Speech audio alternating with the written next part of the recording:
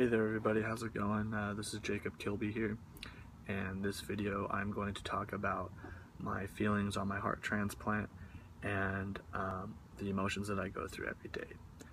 So first of all, for those of you who don't know me, my name is Jacob Kilby. I'm 19 years old and I was born with hypoplastic left heart syndrome, or better known as HLHS. HLHS is a heart condition to pretty much where the left side of your heart doesn't fully develop, and at age 2 years I had a heart transplant. Because of an organ donor, I was able to live a fully healthy life and was able to do just about anything any normal kid could do growing up, and that's all thanks to an organ donor. Now 17 years later, here I am waiting to get a second heart transplant.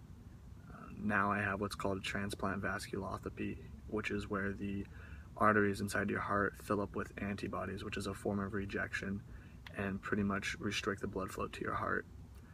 And so I've been on the transplant list now for roughly 8 months, and it's been a rough 8 months.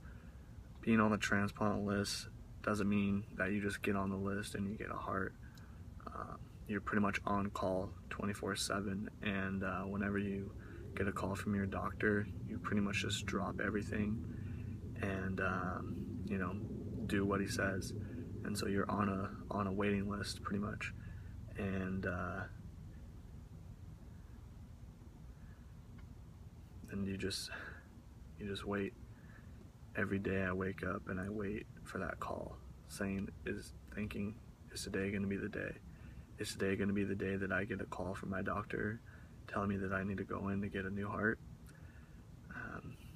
And you try to prepare yourself each and every day, each and every time you wake up, each and every time you step foot on the ground, you think, is today going to be the day? And when I say prepare myself, you can't really prepare yourself. There's no way to prepare yourself for a heart transplant. Most of you guys who know me know that I'm pretty active, pretty funny guy, and I'm that way on purpose. I don't like showing my emotions, and I don't like, really discussing my feelings on my transplant, and that's because I'm scared.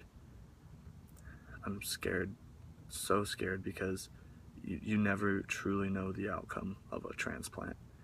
And I wake up every day not only thinking, is today going to be the day, but that if today is the day, will I make it through? And so I push myself and I strive each and every day to pull forward and to enhance in my life and to try to make an impression in this world by starting up Swell Hearts. Swell Hearts is a soon-to-be nonprofit foundation, and that is dedicated to saving lives through the power of organ donation. And I plan to do that by creating a huge new wave of organ donors and getting people to really believe in my mission and my feelings. Becoming an organ donor doesn't mean you're gonna die. It doesn't mean that the doctors and the nurses are gonna take lesser care of you if you get injured and you end up in the hospital. It means that when you pass away, when you fully pass away, your organs will be gifted or donated to a person in need. Just like myself, there's over 123,000 people in the United States waiting for an organ and or tissues in order to survive. And to know that someone has to pass away in order for you to continue to live a full, healthy life is horrible. I don't want anybody to pass away and me take their organs and or tissues. And to wake up and think about that every day is rough. But I'm here to ask you guys to become organ donors today, and to care about the 123,000 people waiting for an organ in the United States.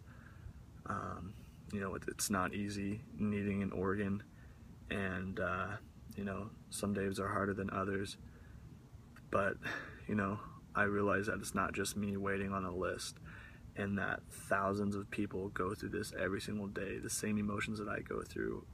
And to be honest, I don't know how I do it. I mean, I try my best each and every day to just continue my life and to better myself and my health, and the only way I can do that is by thinking positive.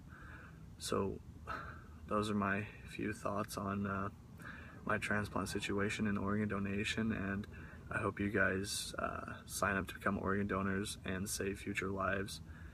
And just thank you guys for watching this video, and I appreciate it.